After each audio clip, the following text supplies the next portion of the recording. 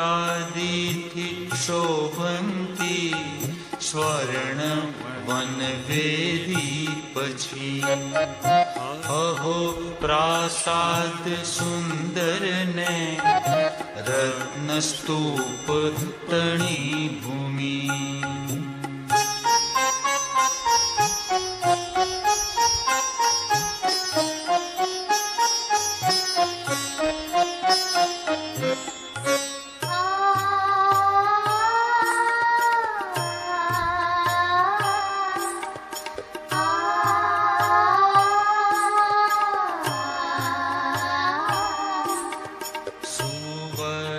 स्तंभो मणिनी दिवालो चंद्री समा उज्जवल चारुभर्णो देवो रमेत्या करता सुहाता नाचे बजावे प्रभु गान गाता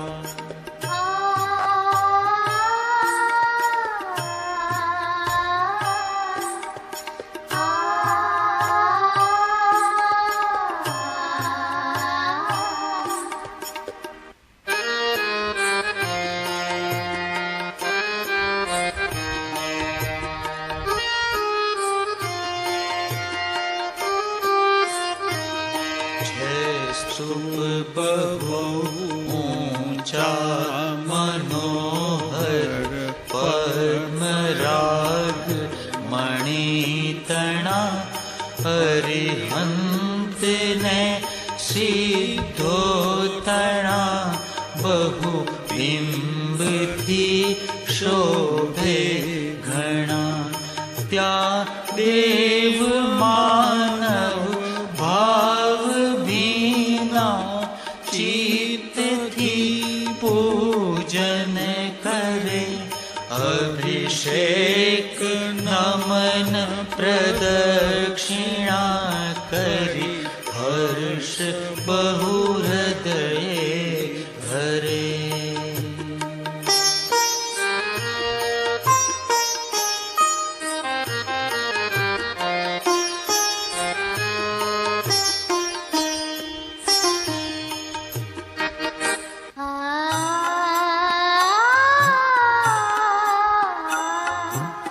नभोस्पर्शी मनोहारी अहो कोट स्फटिकनो पद्मराग तणा द्वारो मंगल द्रव्योथि दीपतो पछी रत्न दीवालो ने रत्न स्तंभ परे अहो मंडप रत्न तणो ऊंचो एक योजन व्यासनो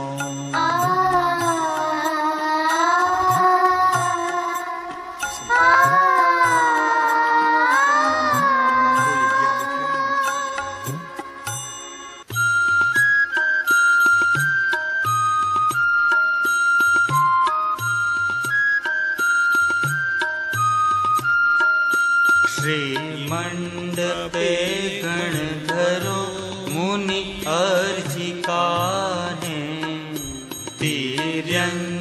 સૂરગણ માનવની સભા છે. અહીં મોર ને મૃગ હરી નિજ વેર ભૂલે, સૌ શાંત લીન થઈ અમૃત ધાર છીલે.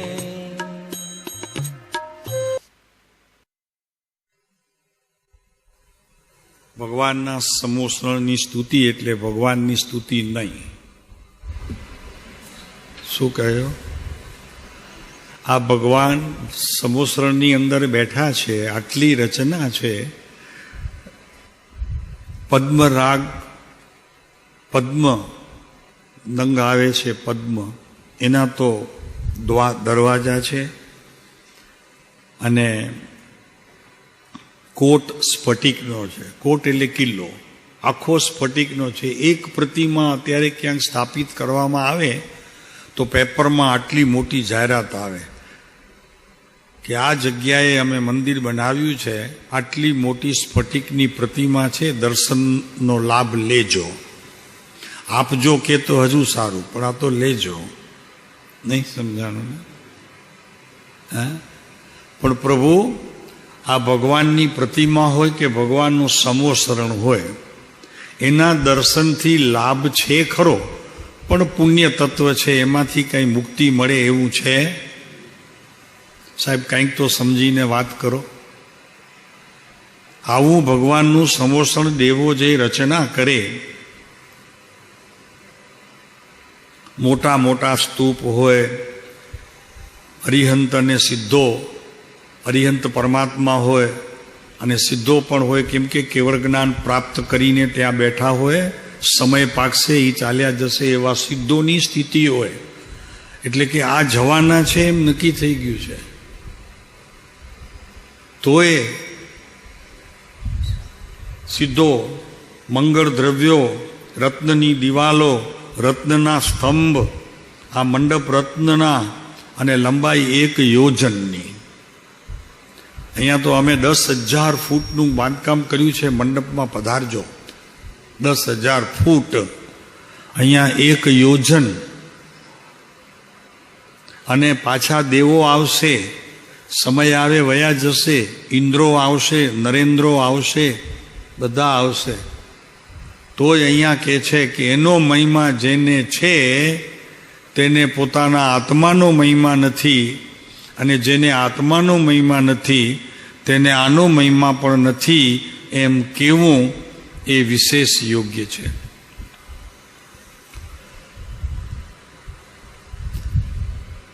એટલે કૃપાળુ દેવે આ સમોસરણ આદિની કળાકૂટ મૂકી દેવી અને એને જાણનારો જે આત્મ પદાર્થ છે એની કળાકૂટમાં પડી જવું કે કેમ હજી દર્શન આપતો નથી, કેમ સુખને પ્રાપ્ત કરતો નથી, કેમ પોતાનું અસલી સ્વરૂપ બહાર લાવતો નથી.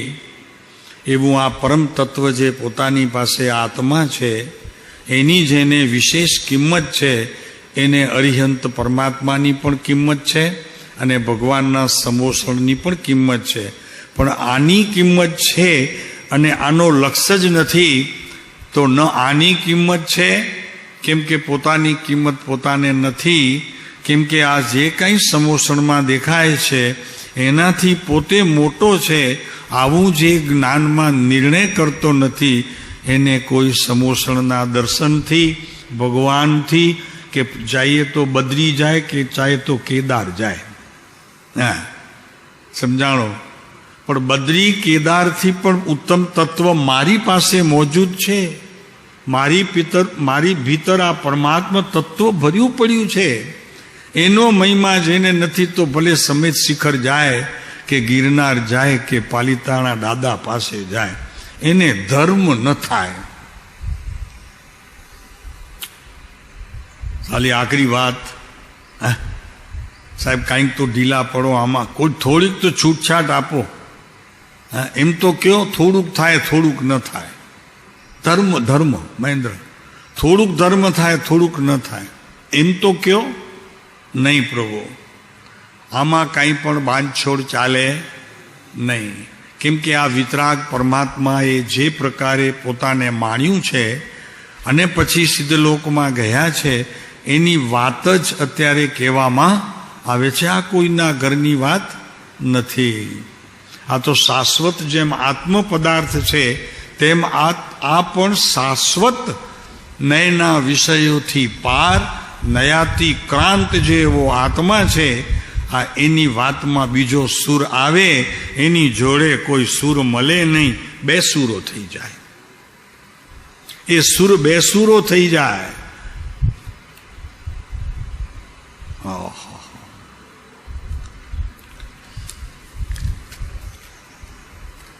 વાત આખરી પ્રભુ શું કરે. શ્રવણ ન થયું હોય તો કઠણ પણ પડે, પણ એક કામ કરજો, નિષેધ નહીં કરતા અને ભીતરથી નિષેધ ના આવે એટલું કમસે કમ હા ભણજો. હા ભણ તો કે નહીં કહેવાય છે એ વાત તો સત્ય છે. એટલું કરશો તો પણ કોક ભાવમાં હા કરશો, હાલત સુધરી જશે. અત્યારની હાલતથી કંઈક જુદી હાલતમાં તમે વયા જશો. હા પાડજો એક વખત તો કે હા પ્રભુ, સમોષણથી તારી ભીતર રહેલું પરમાત્મા તત્વ છે તે ઊંચી દશાને પામેલો છે. એ છે તો સમોષણને જાણનારો પદાર્થ છે, નહીતર કોને જાણે. તો આપણી વાત ચાલે છે વચનામૃત 254. એમાં અત્યારે આપણા હાથમાં છે સ્વચ્છંદ. આપણે એની વાત ચાલે છે ને, સ્વચ્છંદની.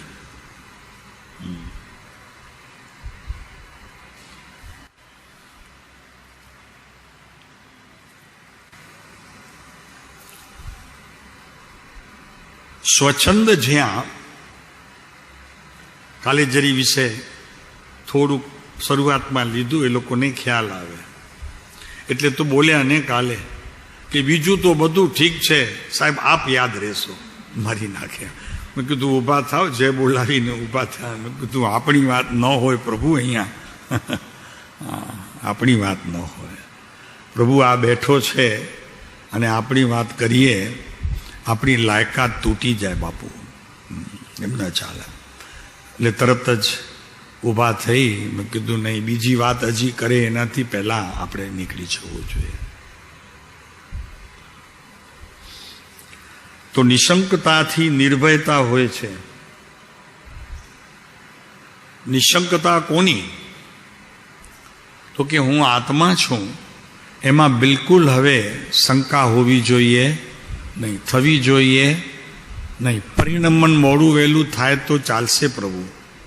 હું આત્મા છું, એનું પરિણમન મોડું વહેલું ચાલશે તો વાંધો નહીં, થશે તો ચાલશે મોડું વહેલું, પણ આના શ્રદ્ધાનો એક કાંકરો પણ ખસવો ન જોઈએ. હું આત્મા છું પ્રભુ, હું આત્મા જ છું, આત્મા જ છું. શ્રાવક પછી છું, પહેલા આત્મા છું. સાધુ પછી છું, પહેલા આત્મા છું. સિદ્ધનો જીવ પછી છું, પહેલો આત્મા છું. અરિહંત પછી છું, પહેલો આત્મા છું. પૂછજો જરા, કાનમાં નજીક જાઓ તો કોણ અભિષેક કરે છે? ભગવાનને કાનમાં પૂછજો કે ભગવાન અરિહંત પહેલા કે આત્મા પહેલો? જવાબ મળશે તમને.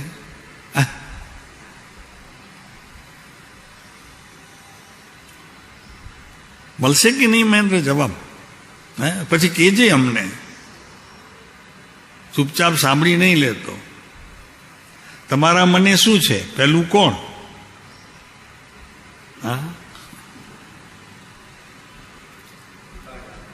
હા, પહેલું આ ચૈતન્ય મહા અંદરમાં પ્રભુ બેઠો છે ને, ઈ છે તો બદ્રી છે, ઈ છે તો કેદાર છે ને, ઈ છે તો સમેત શિખર છે.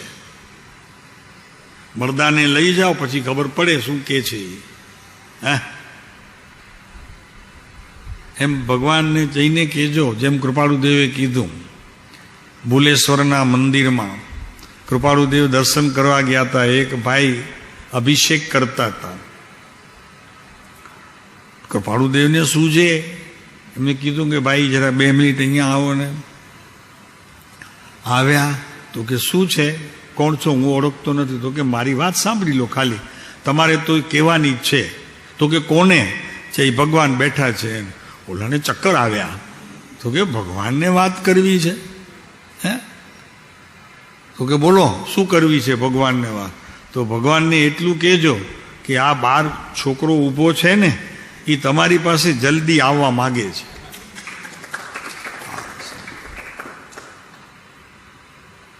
અરે હિંમત તો જો આ બાળકની.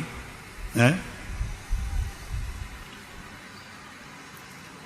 આનું નામ દર્શન છે કાંતિભાઈ, આનું નામ દર્શન છે. દર્શન આમ થાય, ચૈતવંદન કરીને ઊભા થયા, એનું નામ દર્શન નથી. કમાશણા આપી દીધા, નવકાર બોલી લીધી ને કાંઈક સ્તવન 1-2 બોલી લીધા, એનું નામ ચૈત્ય વંદન નથી. ચૈત્ય વંદન તો એ છે કે આવું કોઈ અભિષેક કરતો હોય એના કાનમાં કહેવું કે પ્રભુને કહેજો મારી રાહ જુએ, હું આવું છું. આ ચૈત્યવંદન છે. ચૈત્ય ભીતર અંદર પરમાત્મા એ ચૈત્ય, અને એને વંદન કરવાની વિધિ પોતાથી પ્રાપ્ત થાય, એનું નામ ચૈત્યવંદન છે. શું કહ્યું? ચૈત્ય વંદનની વિધિ બહાર બેઠા ભગવાન એની નહીં, ભીતરથી ચૈતન્યનો અંદરમાં જે સત્તાપણે રહેલું તત્વ છે એ બહાર આવીને સૌથી પ્રથમ પોતાને વંદન કરે. એ ભગવાન સામે જે બેઠા નિમિત્તપણે, અવલંબનપણે, એનો ખરેખર સાચો વિવેક છે. આત્મા થઈને સામે બેઠેલા આત્માને વંદન કરે, એનું નામ વિવેક છે. તું જળ અને ચેતન બેનો ભેદ કર્યા વગર આ શરીરે જાય અને સામે ચૈતન્ય તત્વ બેઠું છે એને તું વંદન કરીશ તો વિનય નહીં રહે. વિનય તો ત્યારે રહે ચૈતન્ય થઈને જા ભગવાન પાસે. સાહેબ બધું આ અઘરું પડે. હાલો આપણે કેવી રીતે અંદરમાં જવું, કેવી રીતે અંદરમાં? કાલે ઓલા ભાઈ પૂછતા હતા ને, બેન પૂછતા હતા, બેન પૂછતા હતા. મેં કીધું જેમ બહાર જાઓ છો તેમ અંદર જાઓ. બહાર જાઓ છો તો પૂછીને જાઓ છો, કોઈને જરૂર નથી. આટલું જ કહેવાની જરૂર પડે, રાજુભાઈ હું જાઉં છું બસ. બાકી ઘરવાળા કે મોબાઈલ લીધો, સાલો જગ્યા કોણે લઈ લીધી જુઓ તો ખરા. એક વખત એમ કહેતા હતા કે તમારી દવા લીધી, ખાધી દવા, અને 2 નંબરમાં એમ આવે કે આ રૂમાલ લીધો, પસીના થશે તો. હવે બધું છોડીને પહેલા મોબાઈલ લીધો. મને તો એમ લાગે કે કદાચ પહેલી જરૂરત ઘરવાળાને જ પડે કે આ જે ગયા છો તો હું નથી જતી શાકભાજી લેવા, તમે લેતા આવજો 2-3 શાક, મરી ગયા.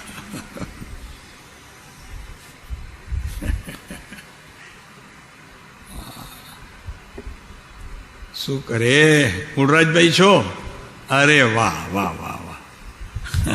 તમને તો જોયા પણ એમના તરફ હમણાં નજર પડી. આગળ રવિભાઈ બેઠા હતા ને,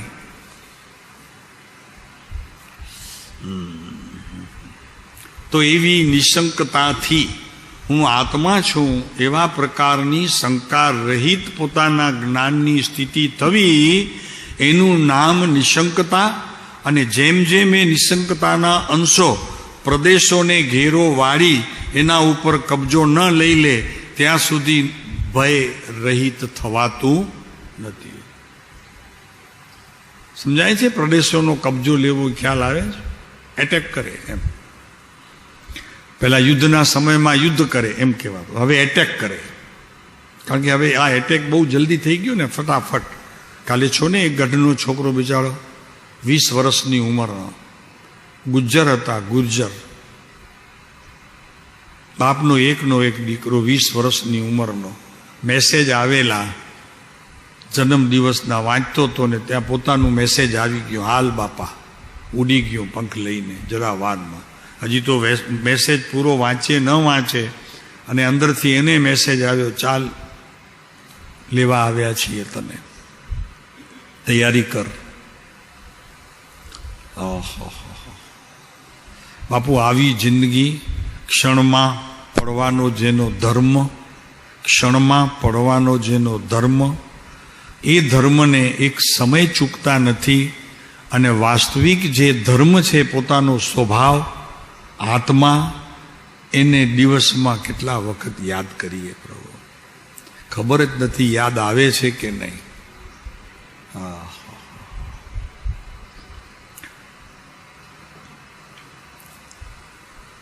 શું છે?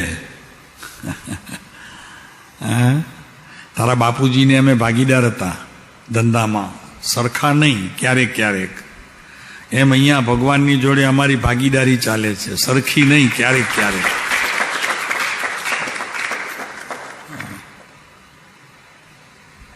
આ સાચી વાત કહી છે તને. બજારમાં જ હતા અમે. હા, લખમસિંહભાઈ જોડે જ્યારે બજાર સરકારના ટેન્ડર નીકળે ને ત્યારે અમે ભેગા ભરીએ, એટલા પૂરતી ભાગીદારી, પછી નહીં. એમ અહીંયા ભગવાન જોડે જ્યારે ભગવાન પાસે બેઠા હોઈએ ત્યારે નહીં, ભગવાનને મળવા જઈએ ત્યારે નહીં. ભીતરનો ભગવાન બોલાવે, હવે જા અંદર કોઈક તને બોલાવે છે, એવો સાદ આવે ત્યારે ભગવાન જોડે ભાગીદારી.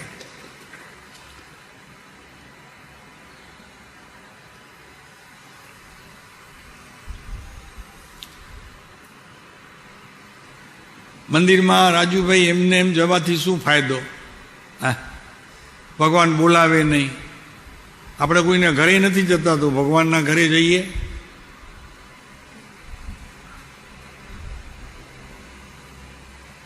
કાંતિભાઈ બરોબર છે, કોઈ ન બોલાવે તો એના ઘરે બી નથી જતા.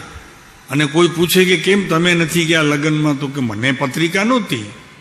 હે, અને ભગવાન વગર પત્રિકા કાંઈ બોલાવે નહીં, નાદ બી ના આવે, સાદ બી ના આવે. હે, અને ભગવાન પાસે વયા જવાનું. એમ એક પખી કિમ પ્રીતિ વરે, એક પક્ષે ભગવાન ન ચાલે. આ બધું એક પક્ષે ન ચાલે. આવે છે ને સ્તવનમાં, એક પક્ષી તે કેમ પ્રીતિ ધરે, એટલે એક પક્ષે કદી પણ પ્રેમ હોય નહીં. અને હોય તો તેને પ્રેમ કહેવાય. એને શું કહેવાય? એને શું કહેવાય? ગાંડો. એક પક્ષે ન હોય, બે પક્ષે પ્રેમ હોય, એનું નામ પ્રેમ છે. એક પક્ષે હોય તો ગાંડો છે. આપણે ગાંડા છીએ કે ભગવાન પાસે ઘડી ઘડી દોડીને જઈએ છીએ, સામું એ નથી જોતા, આંખે ઊંચી નથી કરતા. હે, તો સૌથી પહેલા તૈયારી એ હોવી જોઈએ કે ભગવાન અરિહંત પરમાત્માએ તો કાંઈ આપ્યું નથી, પણ એના જે આડતિયા હતા ગણધર, પછી એનાથી નીચેના આડતિયા આચાર્યો, પછી એનાથી નીચેના આચાર્યો ઉપાધ્યાય, પછી એનાથી નીચેના આચાર્યો સાધુ સંત, એમની પાસેથી જે મંત્રો અને જે કાંઈ આત્માની જાગૃતિ માટેના સાધનો ઉપલબ્ધ છે અત્યારે એને મળ્યા છે, એને ભીતરમાં એકદમ ઉઠાંતરી કરી અને એ નાદ સુણીને પછી ભગવાન બોલાવે. તો એનો અર્થ એ કે ભગવાન જ્યારે સાદ દેશે, તમારી ભીતર એ નાદની ધ્વનિ સંભળાશે. અરે કોઈ પૂછે કે કેમ દોડતા દોડતા જાઓ છો, તો કે હમણાં કાંઈ જ નહીં પ્રભુ, મને જવા દે, મારા ભગવાને મને બોલાવ્યો છે. એની મજા જુદી કે વગર બોલાવે કોકના ઘરે જવું, એ મજા જુદી. બેમાંથી સારું શું?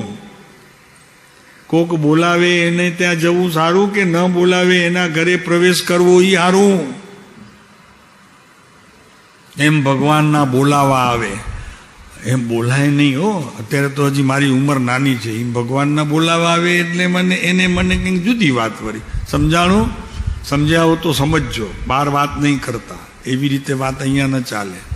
મહેન્દ્ર બરોબર છે, ભગવાનનો બોલાવો નહીં, બે પ્રકારે. એવા બોલાવવાની વાત નથી કરતા, આ તો ખરેખર પોતાના મંદિરમાં બોલાવવાની વાત ચાલે છે. ઈ ભગવાન બોલાવે એની વાત ચાલે છે.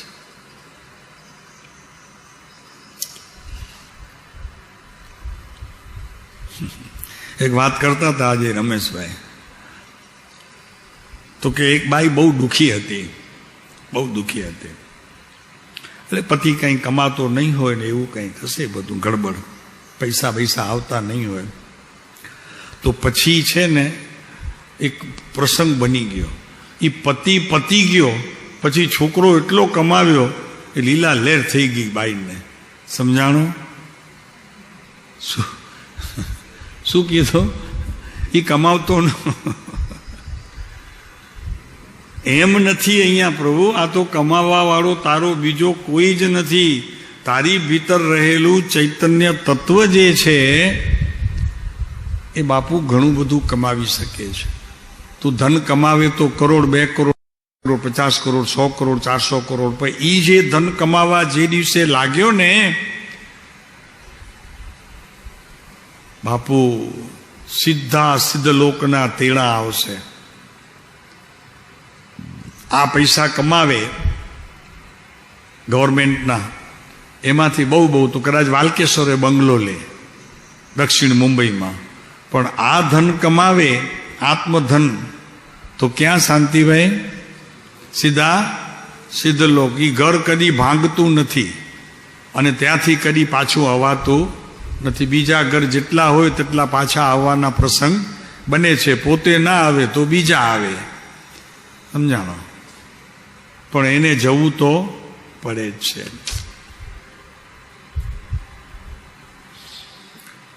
તો આપણી વાત ચાલે છે સ્વચ્છંદની. તો કૃપાળુદેવ લખે છે કે સ્વચ્છંદ જ્યાં થોડી અથવા ઘણી હાનિ પામ્યો છે, બંને લઈ લીધું, થોડી અને ઘણી. ઘણી પામે તો તીવ્ર મુમુક્ષુતામાં ચાલ્યો જાય, અને થોડી દબાય સ્વચ્છંદ તો એ મુમુક્ષુ બસ. અને પછી નહીંતર તીવ્ર મુમુક્ષુ જો વધુ દબાય તો ત્યાં તેટલી બોધબીજ યોગ્ય ભૂમિકા થાય છે. બસ આ પોતાની પાત્રતા પ્રમાણે ભગવાનના ઘરમાં તને જગ્યા મળે છે. જેટલી તારી પાત્રતા, તારી યોગ્યતા, એ પ્રમાણે જ તને લાભ મળે. ભગવાનના મંદિરમાં જવાથી બધા જીવોને એક સરખો લાભ મળતો નથી, પણ જેનો સ્વચ્છંદ અંશે દબાયો છે એટલો આત્મા ઉપર ઉભર્યો છે, એટલે જ્ઞાન એનું કંઈક સમજણમાં આવ્યું છે. અને વિશેષ જો સ્વચ્છંદ દબાયો હોય તો વિશેષપણે જ્ઞાન ઉપલબ્ધ થયું પોતાની અવસ્થામાં, તો એની વિશેષ સમજણ આવે. તો જ્યાં થોડી સમજણ આવે તો થોડો લાભ, અને વિશેષ સમજણ આવે તો વિશેષ લાભ. આ વાત તો બરોબર સમજાણી ને? નથી સમજાણી? છોકરો ઓછા માર્ક લાવે તો પાછલી રો ઉપર બેસે કે આગળ બેસાડે? પાછલી. અને સારા માર્ક લઈ આવ્યો ને હોશિયાર છોકરો હોય તો ટીચર ક્યાં બેસાડે એને? આગલી હરોળમાં. અરે ક્યાંક ભૂલે ચૂકે ઘરના વડીલો ત્યાં જઈ ચૂક્યા હોય સ્કૂલમાં, અને પોતાનો છોકરો આગળ બેન્ચ ઉપર બેઠો હોય, કેટલા રાજી થાય. માની તો આમ જેણે કહેવાય ને, ઓહો મારો દીકરો. હે? અને એની જોડે એક બીજી બેન હોય, એનો છોકરો લાસ્ટ સીટમાં બેઠો હોય. એ બિચારી કાંઈ બોલી જ ન શકે ને. આ બોલતી જાય પણ જોતી નથી કે હું બોલું છું એમાં આ બેનને કેટલું દુઃખ લાગે છે, કારણ કે એનો છોકરો લાસ્ટ બેઠો છે. એમ અહીંયા સ્વચ્છંદ થોડી ઘણી હાનિ પામ્યો, ઘણી હાનિ પામે અને થોડી હાનિ પામે, બેનું અંતર આટલું રહે.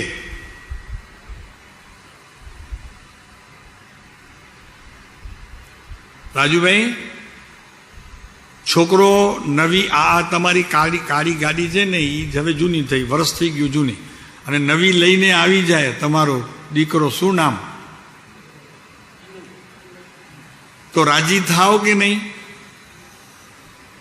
હા પાડે છે, પણ ધીરે ધીરે હા પાડે, કારણ કે બાજુમાં વેવાઈ બેઠા છે ને, એને ન લઈ આવે તો વળી ઈ ઠપકો આપે એટલે ધીરે ધીરે હસે છે. કાંઈ નહીં કે અહીંયા તો બધાને છૂટ છે, કાંઈ કોઈને કંઈ કહેવાનું નથી.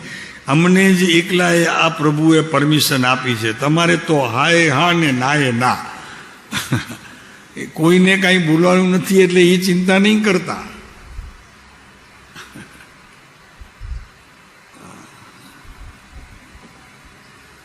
તો સ્વચ્છંદ જ્યાં ઘણી હાનિ પામ્યો છે તો બોધ બીજ એટલો બહાર ઉભર્યો છે, અને ઘણી હાનિ પામ્યો હોય તો એનાથી વિશેષ પામ્યો છે. થોડી તો સામે લાભ બી થોડો, અને ઘણી એટલે શું શાંતિભાઈ? એટલે એનો અર્થ શું? સ્વચ્છંદ ઘણી હાનિ ને થોડી હાનિ. જો ભાઈ પહેલાં એવું હતું, ઘરના મને કંઈ કહેતા હતા તો મારાથી સહન નહોતું થતું. એ મારું સ્વચ્છંદ થોડી હાનિ પામેલું હતું. હું અત્યારે જ્યાં કામ કરવા જાઉં છું તો શેઠ મને વઢી લે છે તો મને દુઃખ નથી લાગતું. એ ઘણી હાનિ પામ્યું કહેવામાં આવે. ભેદ પકડાણો બરોબર છે. આ દ્રષ્ટાંત કંઈ એકદમ તો ફિટ નથી બેસતા દ્રષ્ટાંત.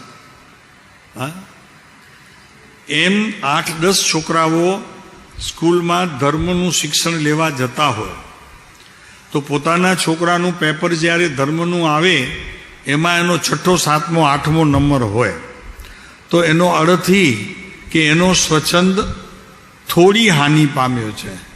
પહેલો બીજો નંબર હોય તો એને અહીંયા એ છોકરો ઘણી સ્વચ્છંદમાં અત્યારે પાસ થયો છે, હાનિ પામ્યું છે સ્વચ્છંદ એનો. એટલે સારું ભણ્યો છે એટલે એને પહેલો બીજો નંબર આવ્યો હતો. મારી પાસે એક પેપર આવ્યું, ઘણા વર્ષો થઈ ગયા, અહીંયા છોકરાઓના ક્લાસ ચાલતા હતા. એમાં એક પેપર આવ્યું. સાલું મેં જોઈને અંદર એટલા અક્ષર સુંદર, બાપરે. મેં કીધું હાલો આ તો પ્રિન્ટિંગ કરેલા છે. એટલે વળી એને પૂછ્યું, પ્રેસમાં ગયો તો? હે, આ સાચી બનેલી? મારુંમાં અમે ક્લાસ લેતા હતા, તત્વના ક્લાસ ચાલુ હતા, બધા સ્ટુડન્ટ્સ જ હતા નાની ઉંમરના. મેં કીધું પ્રેસમાં જઈ આવ્યો તું, બધું પ્રિન્ટિંગ કરીને આવી ગયો? તો હવે એ મોઢું નીચે રાખીને બેઠો હતો, બીજા બધા મોઢું રાખીને બેઠા હતા. ખબર જ ન પડે આ કોની વાત ચાલે છે.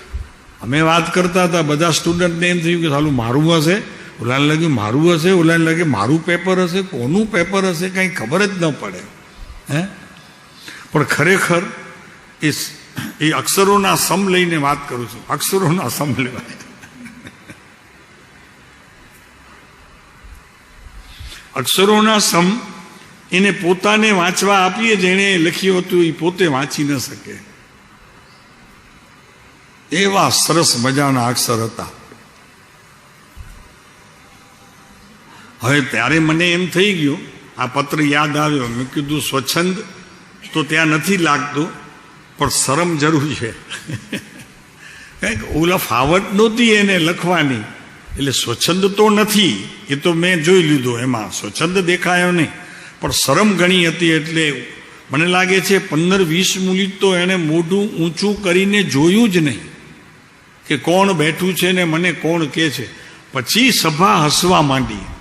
કંઈક 25-30 છોકરા હતા, 30-35 છોકરા, બધા હસવા માંડ્યા. તો મને ખબર પડી ગઈ. મેં કીધું બધા હસે છે, આ એક હસો નથી. હવે નક્કી થઈ ગયું આ જ છે. સમજાણો? કેમ નક્કી થયું? કે બધા હસતા હતા, એ હસતો નહોતો, અને હસતો તો કે રડતો તો ખબર નહોતી પડતી, પણ આમ હતું મોઢું. એટલે મેં કીધું હવે આ જ છે છોકરો.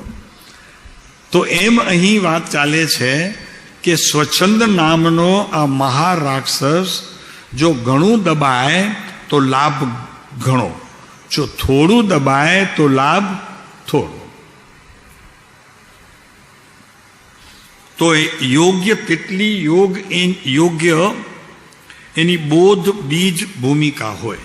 બોધ બીજ એટલે ભગવાન તીર્થંકર પરમાત્માના મુખેથી શ્રવણ કરેલી પૂર્વે વાણીનો યોગ અત્યારે ચાલ્યો આવવો જોઈએ.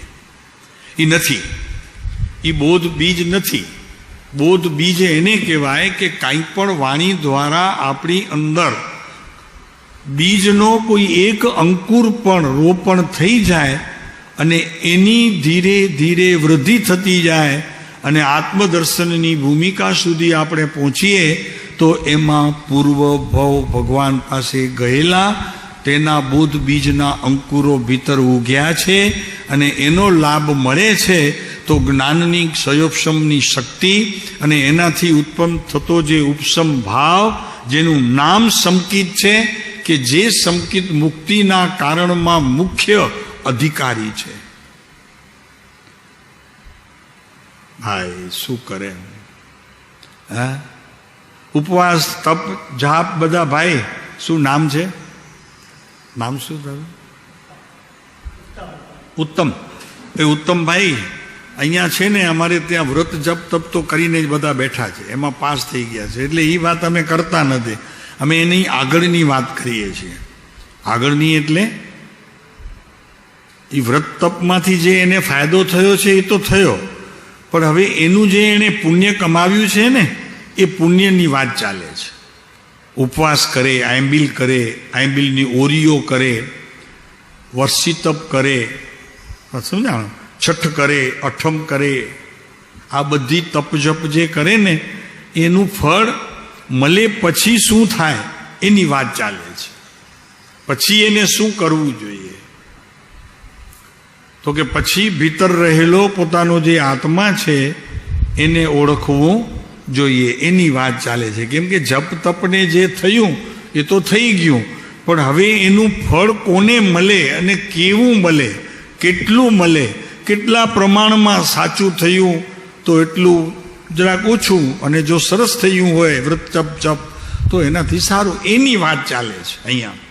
હા ઉત્તમભાઈ, એની વાત ચાલે. તો બોધ બીજ એને કહેવામાં આવે. ફરીને કહીએ, બોધ બીજ સમજી લો.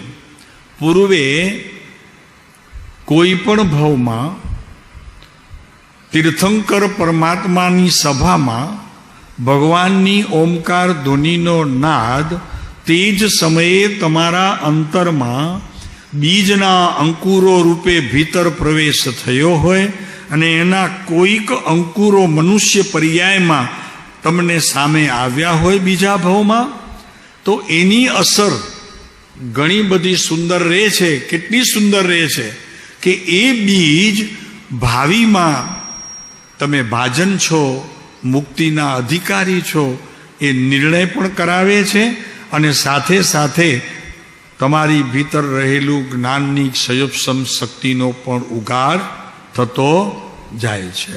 આનું નામ સમોસણમાં ગયાની અહીંયા એકદમ પ્રમાણ મળે છે કે આ જીવ સમોસણમાંથી પાછો આવ્યો અને આ મનુષ્ય પર્યાય એને પ્રાપ્ત થઈ છે. એવા ઘણા આચાર્યો, આ કુંદ આચાર્ય એમાંના એક છે. કેટલું આદર આવ્યું એમને. આ શાસ્ત્ર છે, જંગલમાં કોઈક મૂકી ગયું હતું અને એ ભરવાડ હતા, ગાયો ચારતા હતા, એમાં એની નજર પડી અને સાથે વરસાદ બી આવ્યો, વંટોળ બી આવ્યો, અને આ શાસ્ત્ર ઉપર નજર પડી. એણે શાસ્ત્ર ઉઠાવ્યું અને એને એટલું જ બાળકને ખ્યાલ આવ્યું, 7-8 વર્ષની ઉંમરના હતા, એને ખ્યાલ આવ્યું કે આ વરસાદથી ભીંજાશે, આ કોઈક બહુ ઊંચી ખાનદાની ચીજ લાગે છે.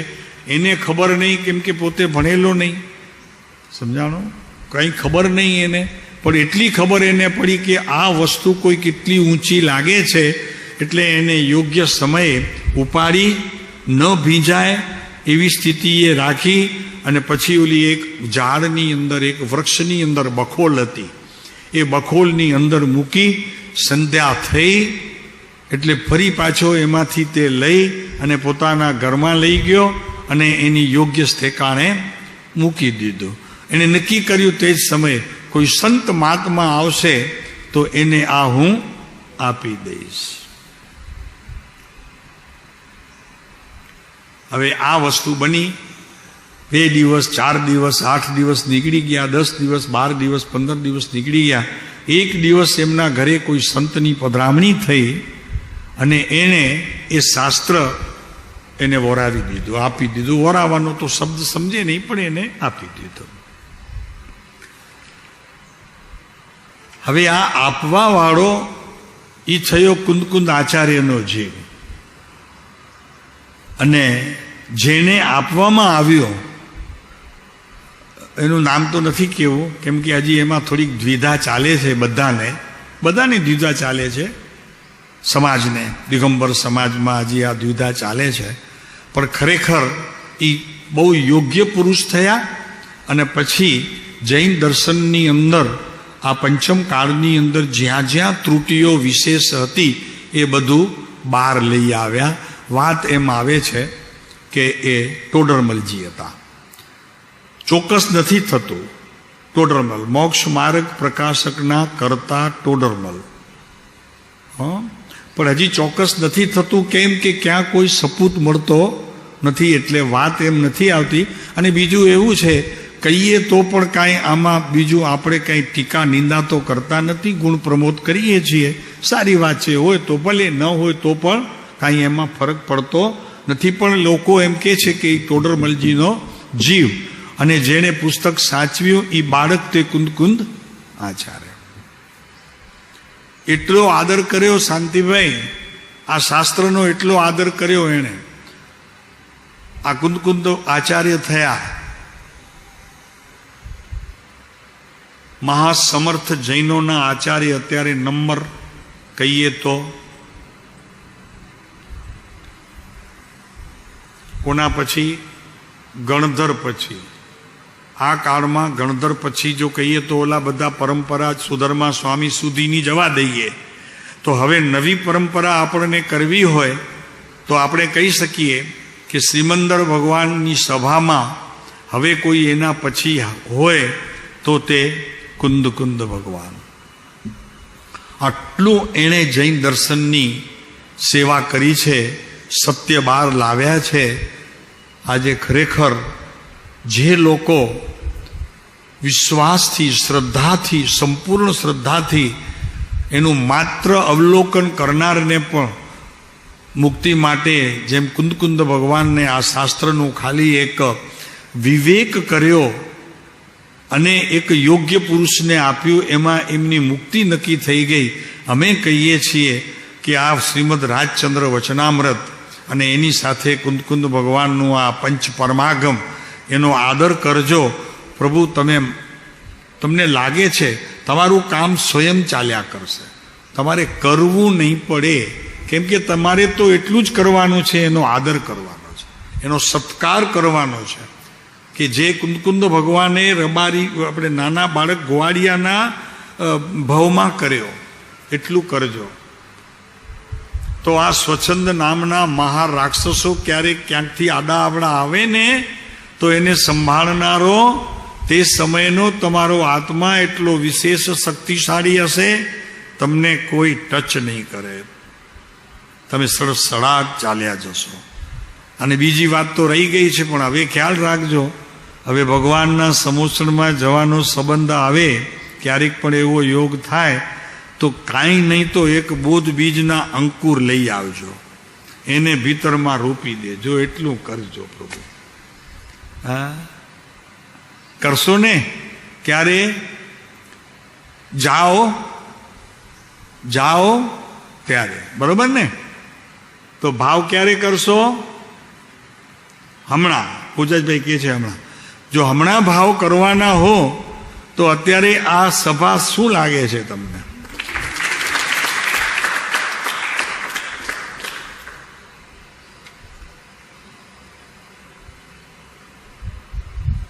અરે પ્રભુ, શું છે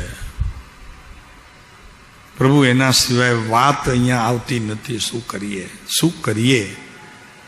એક આ શ્રીમદ રાજચંદ્ર અને કુંદ ભગવાનના પંચ પરમાગમ, એનાથી આગળ એક લીટી જવાતી નથી. કદાચ જવા વિચાર પણ કર્યો હોય તો તે સમયે સ્વચ્છંદ નામનો મહારાક્ષસ કંઈક અંગુલી નિર્દેશક કરીને અમને પાછો વાળે છે. તો કે થોડું જાજુ નહીં, ભલે ઠીક છે. ઓહો, કોઈ માને ન માને, પ્રભુ સત્ય તો આ છે.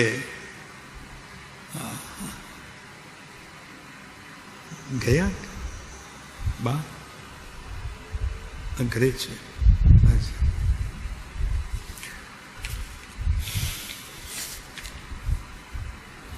તો હવે કહે છે કે સ્વચ્છંદ જ્યાં પ્રાયે દબાયો છે, થોડો કે ઘણો, થોડો કે ઘણો, જ્યાં સ્વચ્છંદ દબાયો છે. સ્વચ્છંદ એટલે પોતાની મનમાની જે કરે તે સ્વચ્છંદ. હા, ઉત્તમભાઈ ખબર પડી? સ્વચ્છંદ એટલે આપણે કહીએ ને કે આ છોકરો સ્વચ્છંદી થઈ ગયો, કોઈનું ગણકારે નહીં, પોતાની મારી વિધિ કરે, આપણું માને નહીં વડીલોનું, એનું નામ સ્વચ્છંદી. હા, આ સ્વચ્છંદી. તો અહીંયા કહે છે કે આ બોધ બીજ યોગ્ય ભૂમિકા થાય છે. અત્યારે નક્કી કરજો, ભગવાનના સમોસણમાં જવાનું ટાણું આવે તો ત્યાંથી એક અંકુર લઈને નીકળજો, એવી જગ્યાએ મૂકી દેજો. ભલે 8, 10, 15, 20, 25, 50 બહુ હોય, તમારા આત્માની અંદર એક વખત પ્રવેશ થઈ ગયો એ બોધ બીજ, એના અંકુરો, એને કોઈ પણ કાઢી શકશે નહીં. કેમ કે એ શ્રદ્ધા ગુણ છે, અરૂપી છે. સમજાણું? એ અરૂપી છે, એ મરવાનો નથી, બળવાનો નથી, ભાંગવાનો નથી. હા, બસ આટલું કરજો પ્રભુ. તો હવે આગળ ચાલીએ.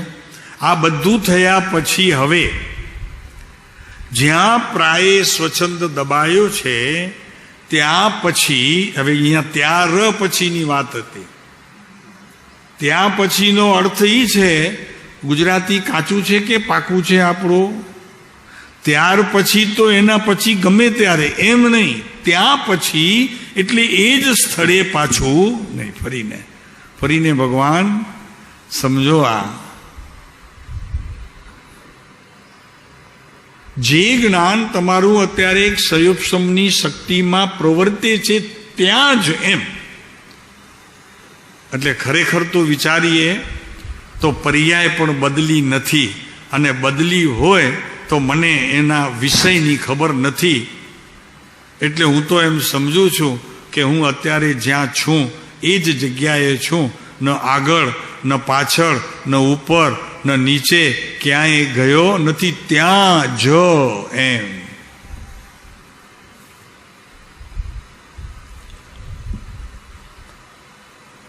આ વચનામૃત છે, આ પ્રભુના વચનામૃત. તમને ખબર નહીં, આ બધું કૃપાળુ દેવે જેમ કુંદ ભગવાને 5 પરમાગમ લખ્યા, એમ આ કૃપાળુ દેવનું એક પત્ર પંચ પરમાગમ સંબંધીનું છે. આટલી આમાં તાકાત છે, કેમ કે અનુભવ જ્ઞાન છે, અનુભવ જ્ઞાન છે. કૃપાળુ દેવને અર્ઘ આપો ત્યારે કહેજો, શ્રીમદ રાજચંદ્ર સદગુરુ દેવાય અનુભવ પ્રકાશ વાણી પ્રકાશનાર એવા આ પંચમ કાળની અંદર સતનો પ્રકાશ પ્રકાશનાર અર્ગમ નિરૂપામિતિ સ્વાહા. અરે ભીતર લઈને ફરજો ને એ પુરુષ આવે એવો છે, અમને ખબર છે. હા, ભીતર લઈને ફરજો, આવશે ના નહીં પાડે તો કે સાહેબ કેટલી જગ્યાએ જશે? તો કે બધાને પહોંચી વળે એવું છે.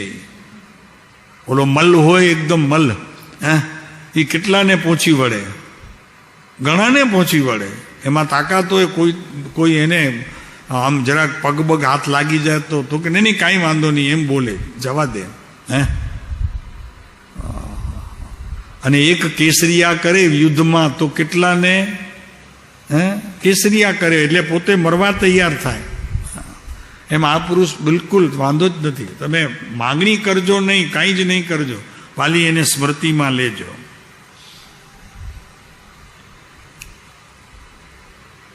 એટલે એક વસ્તુ તમને કહીએ, 255 પાના ઉપર આવો તો એક તમારે વાત જરાક જોવી છે. 255 પાનું પત્ર કયો છે જરા મને તમે કહેજો પછી. હા, આવી ગયું, લ્યો. સૌભાગ બાપા ઉપર છે, 180 નંબરનો પત્ર છે. 255 પત્ર ક્રમાંક નહીં પણ પેજ નંબર છે. છેવટે નીચે એકદમ લીટી, એ પત્રની નીચે છે તે છેવટે આજે, કાલે અને બધે વખતે આજ કહેવું છે કે, શું છે લીટી? આજ કહેવું છે કે આનો સંગ થયા પછી સર્વ પ્રકારે નિર્ભય રહેતા શીખવું. આનો એટલે કોનો? મરી ગયા છે અને શીખાડા છે શું? નિર્ભયપણું. ત્યાં 254માં શું વાત ચાલે છે? નિર્ભયતાની. અહીંયા શીખવા માટે કોને પકડશું? આનો એટલે કૃપાળુ દેવનો સંગ કરજો. નિર્ભયતા સ્વયં પોતાના જ્ઞાનમાં પરિણમન રૂપ થઈ અને જ્ઞાનની વૃદ્ધિ રૂપે તમને એક દિવસ ફળ આપશે. આનો છે શબ્દો સુભાગ બાપાને લખે છે. નિર્ભય રહેતા શીખવું. આપને આ વાક્ય કેમ લાગે છે? બોલો, મજા તો જુઓ પુરુષદેવ. શાસ્ત્રનો ઉકેલ ન મળે, શબ્દ ન સમજાય, માગધીમાં હોય, સંસ્કૃતમાં હોય, અને બીજી ઘણી ભાષાઓ છે એમાં હોય. આ તો ગુજરાતી. હા, શાંતિભાઈ, આપને કેમ લાગે છે આ વાક્ય?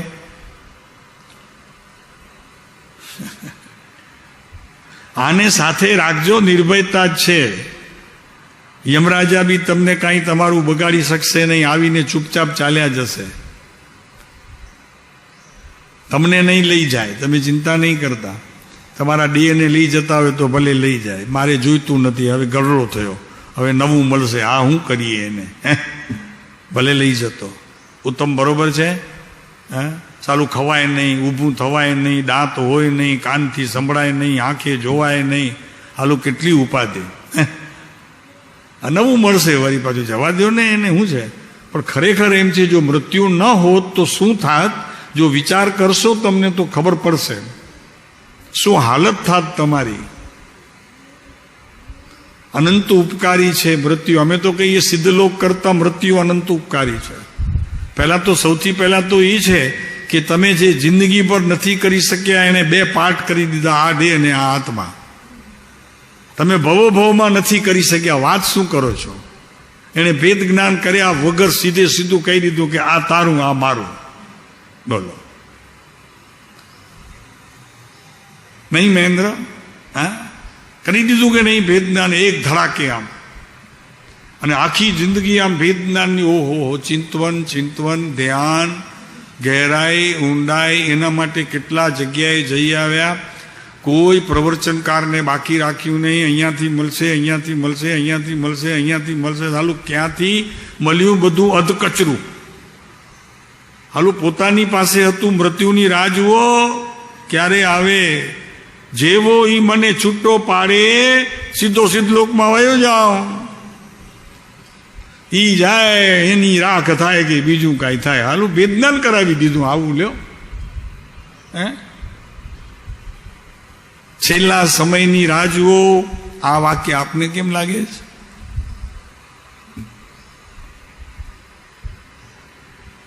હમણાં બીજું વાક્ય અમે કીધું, વેદ જ્ઞાન કરાવવાની ખૂબી એનામાં છે. આ કેમ લાગે છે આપને મહેન્દ્ર? જેકપોટ. કોને લાગ્યું? કોને લાગ્યું જેકપોટ? તું બોલે છે એ તને? હા, તો ઠીક.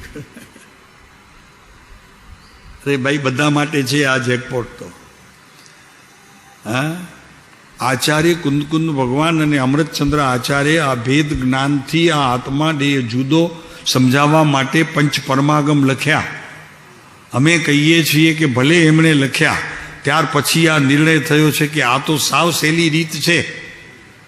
જ્યારે અંત સમય આવે ત્યારે એને કહેવું કે તારું જે છે એ તું લઈ જા, બાકી બચશે એ મારું, હું જાઉં છું હવે સિદ્ધલોકમાં. વાત પૂરી કરો ને પ્રભુ. શું છે પણ? ભેદ જ્ઞાન તો સિદ્ધા, ભેદ જ્ઞાન સિદ્ધા, સિદ્ધા એකිલ કેંચન, અસ્યય ભાવ તો સિદ્ધા, સિદ્ધા એකිલ કેંચન. એવું કંઈક છે. એક લ્યો હાથમાં આવી ગયો. માણસ જેવો માણસ બિચારા આ જળ શું કરે? શાસ્ત્ર જળ છે આ, અને આ બેઠો એ ચેતન છે. લ્યો આવી ગયો. ભેદ વિજ્ઞાન તો સિદ્ધા, સિદ્ધા એકિલ કેંચન, અસ્યય ભાવ તો બધા એકિલ કેંચન. શું છે એનો અર્થ? કે જે કોઈ સિદ્ધ થયા છે તે ભેદ વિજ્ઞાનથી સિદ્ધ થયા છે. તપ કરીને નથી સિદ્ધ થયા. માંસ ખમણ કરીને સિદ્ધ નથી થયા. કેવું પડશે જરા. આંબીલની ઓરીઓ લઈને નથી થયા. ભેદ વિજ્ઞાન, તો ભેદ વિજ્ઞાન એટલે શું કે આ શરીર છે અને આ આત્મા છે, એ બેનો જ્યાં ભેદ પડ્યો એ બધા સિદ્ધ લોકમાં ગયા. કે છે કે જે કોઈ સિદ્ધ થયા છે તે ભેદ વિજ્ઞાનથી સિદ્ધ થયા છે, અને જે કોઈ બંધાયા છે તો અસ્ય એવ અભાવત બધા, તે તેના જ અભાવથી બંધાયા છે. અનાદિકાળથી માંડીને જ્યાં સુધી જીવને ભેદ જ્ઞાન નથી, અનાદિકાળથી, ત્યાં સુધી તે કર્મથી બંધાયા જ કરે છે, બંધાયા જ કરે છે. ગમે તેટલો શુભ ઉત્કૃષ્ટ 60 વર્ષનો સંયમિત જીવન હોય, મોટા આચાર્ય કહેવાતા હોય, 400-500 સાધુઓ હોય, એ પણ ખરેખર બંધાયેલા છે, એની વાત ચાલે છે. સંસારમાં રજડ્યા કરે છે. જેને આ દેહ છે અને આ આત્મા છે, એવું જેને ભેદ પડ્યું નથી જ્ઞાનમાં, એ બધા સંસારમાં રજડ્યા કર્યા છે, કરે છે અને કર્મથી બંધાયેલા છે. અને જે જીવને ભેદ વિજ્ઞાન થાય છે તે જ કર્મથી છૂટે છે અને મોક્ષ પામે જ છે. માટે કર્મબંધનું એટલે કે સંસારનું મૂળ ભેદ વિજ્ઞાનનો અભાવ જ છે. જેને ભેદ વિજ્ઞાન નથી તેને મોક્ષ 3 કાળમાં મળે નહીં. અને મોક્ષનું પ્રથમ કારણ ભેદ વિજ્ઞાન જ છે. ભેદ વિજ્ઞાન વિના કોઈ સિદ્ધિ પામી શકતો નથી. કોઈ પણ જીવ જે સિદ્ધમાં જાય છે તે આવું ભેદ વિજ્ઞાન કરીને જાય છે. આજે તમારે લોટરી લાગી છે, શું કીધું તમે? જેકપોટ થઈ જ જાય છે. બંને જુદા લ્યો ને, ખાલી માનતો નથી હું. અને જ્યારે બંને ભેગા હતા ત્યારે રાડા રાડ કરતો હતો કે હું મરી જઈશ.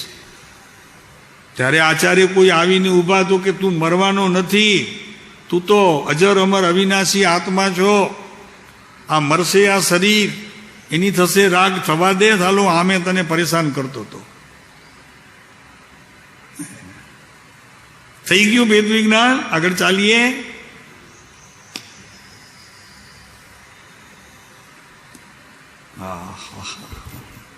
તો મારે પૂછવાનું હતું આમાં કે આ વાક્ય કેમ લાગે છે આપને? કૃપાળુદેવ પૂછે છે આપણને. લ્યો,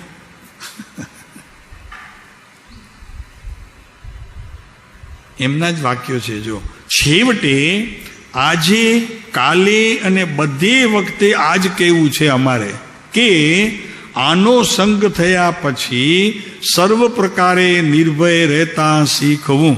સત્પુરુષોનો સંગ થયા પછી નિર્ભય રહેતા શીખી લેવું. અને ન આવડે શીખતા તો સંતનો સમાગમ કરવો નિરંતર, તો એમાંથી શીખવાનું મળે, બને. આપને આ વાક્ય કેમ લાગે છે?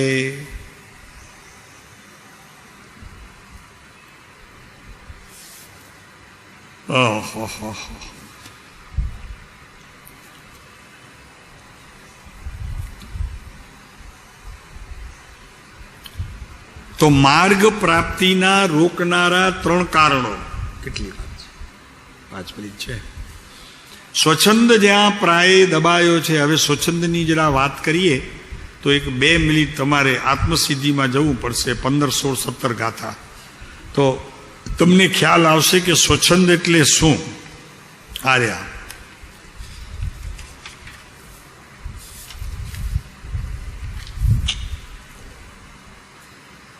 રોકે જીવ સ્વચ્છંદ, તો 15મી ગાથા આત્મસિદ્ધિમાં 534 પાનું, પાના નંબર 534. હવે તો યાર આટલા વર્ષ થયા, પાના બધા કડકડાટ તમને યાદ રહેવા જોઈએ. ખોલો એના ભેગા આમે દેખાય, રાતના ઊંઘમાં દેખાવા જોઈએ. હવે આ પુરુષનું આટલું અંતર હોય? રોકે જીવ સ્વચ્છંદ તો રોકે જીવ, જો રોકવાનું પોતાને છે, જીવ નામનો પદાર્થ જ રોકે એટલે જ્ઞાન. હા, તો શું થશે? પાછળનું આપ બધા પૂરો કરો ને લીટી. ને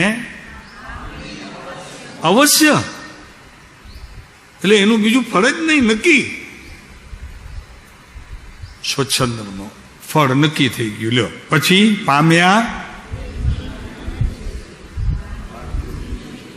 હા, પછી હવે 16મી ગાથા સાથે બોધો ભલા.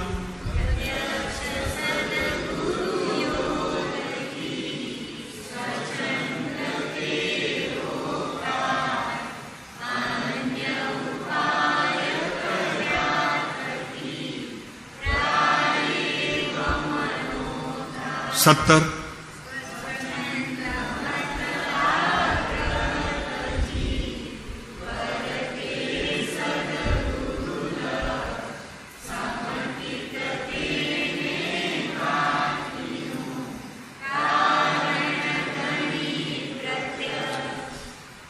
અઢારમું બોલી નાખો ને.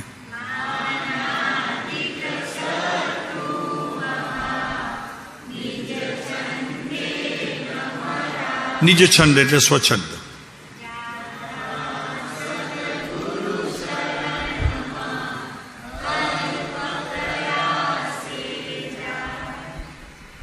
પૂરું થયું. કયો સ્વચ્છંદ ગયો મહેન્દ્ર? સ્વચ્છંદ માટે એક બહુ સરસ વાત છે. 694 નંબરના પત્ર, પેજ નંબર આવવો જોઈએ. બહુ સરસ છે એકદમ. પછી આપણે પૂરું કરીએ, સમય બી થવા આવ્યું છે. જ્યાં સુધી મિથ્યાત્વ છે ત્યાં સુધી સ્વચ્છંદ છે. શાસ્ત્રોનું યથાર્થ જ્ઞાન પોતાના જીવનની અંદર પરિણામ પામ્યું નથી ત્યાં સુધી મિથ્યાત્વ છે. સત એનું પડખું સેવ્યું નથી ત્યાં સુધી સ્વચ્છંદતા છે. સંતનો સમાગમ થયો પછી પણ એમનામાં શ્રદ્ધા બેઠી નથી ત્યાં સુધી સ્વચ્છંદ છે. તો સૌથી મોટો રોગ સ્વચ્છંદનો. 694 પેજ નંબર 694. સૌથી મોટો રોગ મિથ્યાત્વ. જે વખતે તપશ્ચર્યા કરવી, તપ કરવું, તે વખતે સ્વચ્છંદથી ન કરવી તપશ્ચર્યા, અહંકારથી ન કરવી, લોકોને દેખાડવા ન કરવી. હું ડાયો છું એવું નહીં, આગળ છે ન કરવી. જીવે જે કંઈ કરવું તે સ્વચ્છંદે ન કરવું. હું ડાયો છું એવું માન રાખવું. પાછળ સાલું નહીં વંચાયા, જરા ગડબડ. આપ વાંચો ને કાંતિભાઈ, શું છે? હું ડાયો છું એવું માન રાખવું તે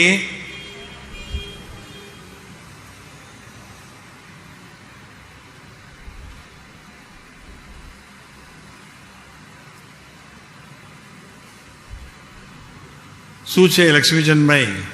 ઉત્તમ શું લાગે છે? જો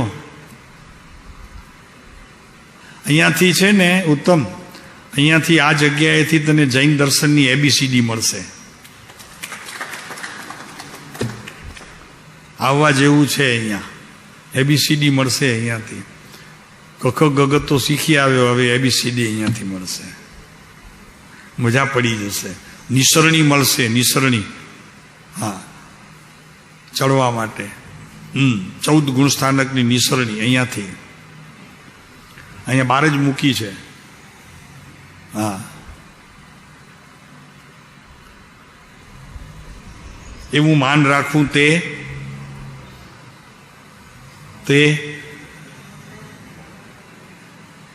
માન રાખવું તે અરે કે છે કે કયા ભવ માટે ભાઈ તારે બાકી હવે શા માટે રાખવું? કયા ભવમાં? અરે પ્રભુ, હવે જ્યાં ભય જ નથી, ભવ નથી, શંકા નથી, પ્રભુ હવે આ ભવ શું હોય અમને? ને ભવને તો ભૂમાં દાટી દીધું, જમીનની અંદર ભૂમાં દાટી દીધું ભવને. શાંતિભાઈ, બસ પતી ગઈ.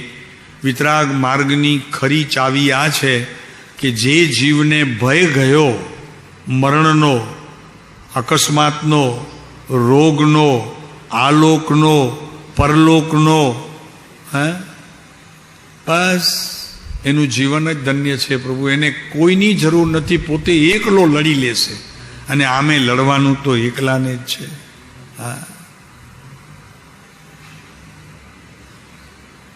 હું ડાયો નથી એવું સમજ્યા તે ક્યાં ગયા? અને હું ડાયો છું કયા ભાવ માટે? આ બે વાત ખ્યાલ રાખવાની. હું ડાયો છું, અરે તમને ખબર નથી, તમને ખબર નથી મારી પાસે કેટલા માણસો સલાહ લેવા આવે છે. જે કોઈ મૂંઝાય ને, મૂળશંકરભાઈ, મૂળરાજભાઈ, જે કોઈ મૂંઝાય ને એ મારી પાસે આવે, અને મારી પાસે તરત એનો નિકાલ પાછો. અને આપણી પાસે બધી ચાવીઓ છે હો. સાદી રીતે ઓલા સમજતા હોય તો ઠીક છે, સાદી રીતે, નહીતર સજ્જનતાથી પણ અમને સમજાવતા આવડે છે. સજ્જનતા સમજો છો ને?